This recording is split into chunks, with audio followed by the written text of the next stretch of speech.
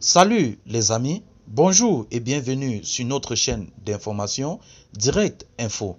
Alors, si vous êtes nouveau, abonnez-vous sur la page et surtout, activez la petite cloche de notification pour ne rater aucune de nos épisodes. Mesdames et messieurs, toujours parlant de cette coopération avec la Russie, il faut nous dire, la Russie est dans cette logique de libération. La première chose qui vient à l'esprit de beaucoup est la cause de la décolonisation de l'Afrique qui, malheureusement, n'a pas encore été entièrement achevée, il faut le dire. Il s'ensuit donc naturellement que si la Russie veut obtenir une crédibilité pour son manifeste révolutionnaire mondial, elle doit soutenir activement l'Afrique pour qu'elle achève enfin ce processus. D'où la promesse de Lavrov à cette fin.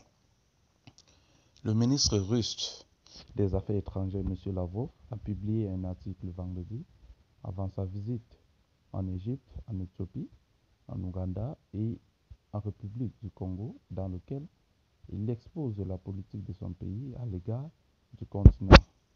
La partie la plus importante concerne sa promesse que la Russie aidera ses partenaires sur place à achever le processus de décolonisation. Selon lui, la première étape a déjà été franchie avec la création d'organisations d'intégration régionale telles que la Communauté d'Afrique de l'Est et l'Autorité intergouvernementale pour le développement. Puis est venue la zone de libre-échange continentale africaine que M. Lavrov considère comme un pas important vers la véritable indépendance économique du continent. Sa libération définitive de toute manifestation de discrimination et de coercition. Il reste cependant beaucoup à faire. C'est pourquoi le ministre russe des Affaires étrangères a déclaré que nous sommes solidaires des demandes des Africains pour achever le processus de décolonisation et nous soutenons les initiatives pertinentes à la plateforme de l'ONU. Avant cette déclaration, il faut le dire, il a rappelé le soutien global que son pays a apporté à ses partenaires africains au fil des décennies dans les domaines, notamment à savoir le domaine économique, le domaine militaire et politique, suggérant que Moscou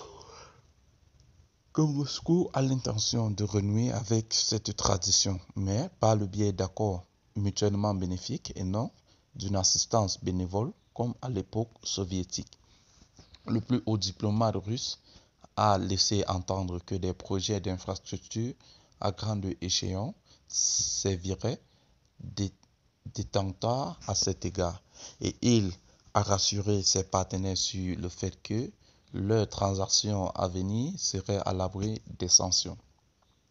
L'article de M. Lavrov intervient 2 jours à peine après la publication par le président Poutine de son manifeste révolutionnaire mondial dans lequel il s'engage essentiellement à libérer le monde entier du joug du milliard d'or, seul moyen réaliste de garantir durablement les intérêts nationaux de son État-civilisation, étant donné que beaucoup de choses, notamment, sont coordonnées dans le monde de la diplomatie de haut niveau.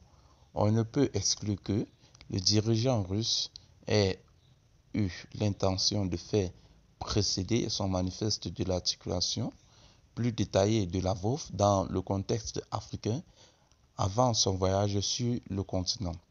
Après tout, lorsque l'on pense à la libération, la première chose qui vient à l'esprit de beaucoup est la cause de la décolonisation de l'Afrique qui, malheureusement, n'a pas été encore complètement achevée. Alors, chers amis, comme vous pouvez le constater, M. Lavrov entre dans cette logique d'achèvement de la décolonisation. Mais aussi, nous pouvons comprendre que dans ce type de coopération, il s'agit d'une coopération gagnant-gagnant. Alors, chers amis, si vous avez aimé cette vidéo, si vous êtes nouveau, abonnez-vous sur la page, activez la cloche de notification pour ne rater aucun épisode. Merci.